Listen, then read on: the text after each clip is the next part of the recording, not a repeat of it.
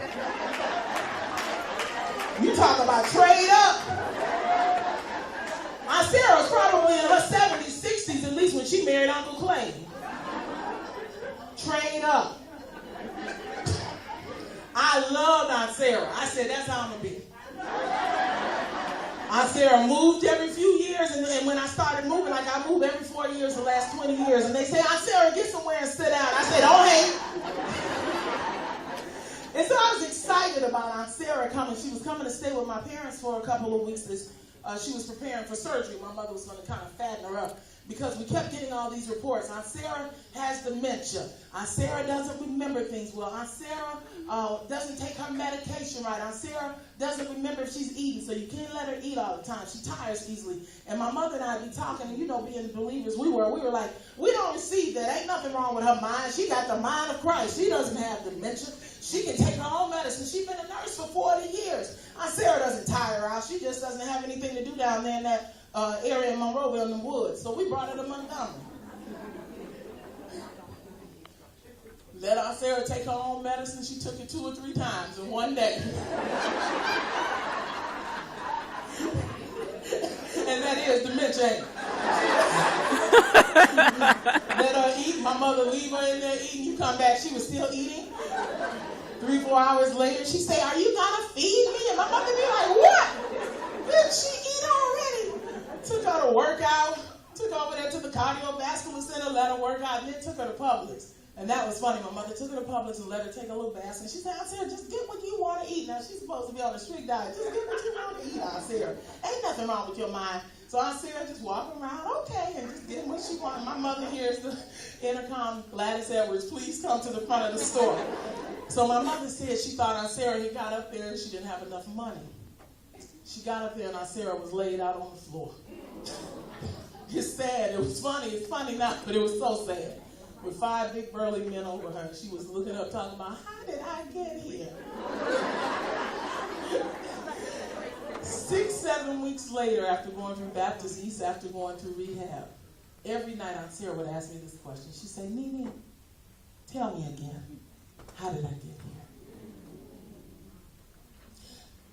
Because the truth is, whether you got there because of somebody else's negligence, sometimes it's not you.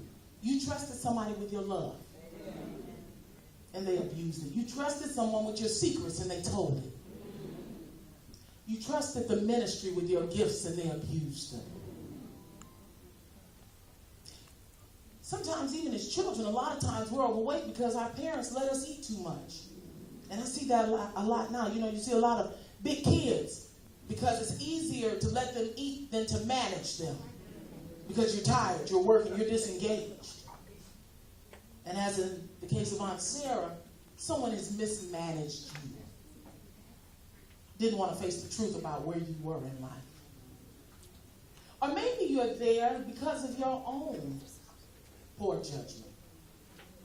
Come on, somebody. You got caught up. You just made some bad decisions. You got with some wrong people. You thought you could handle and manage some things on your own. And then, sometimes, life happens. Sometimes life happens. You got up, you exercised, you walked every day, you did all the right things, you still got cancer. Life happens. You thought you raised your children well. You did the things you were supposed to do as a parent. They still got in trouble. Life happened. I didn't make this decision. I didn't ask for this. I married what I thought was the right man. He lost his job. He couldn't handle the pressure. Life happened. And I got caught up in the whirlwind of it all.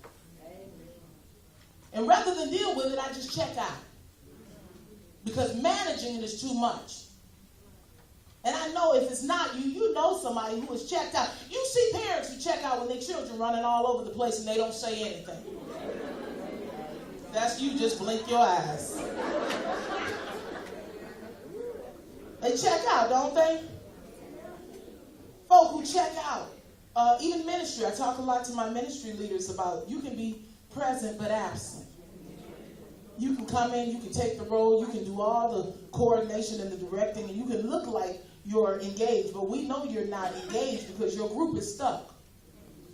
You're thin, you're spread too thin, your heart isn't in it. I've been there. You're coming in, you're punching the clock almost. You're delivering, but is it your very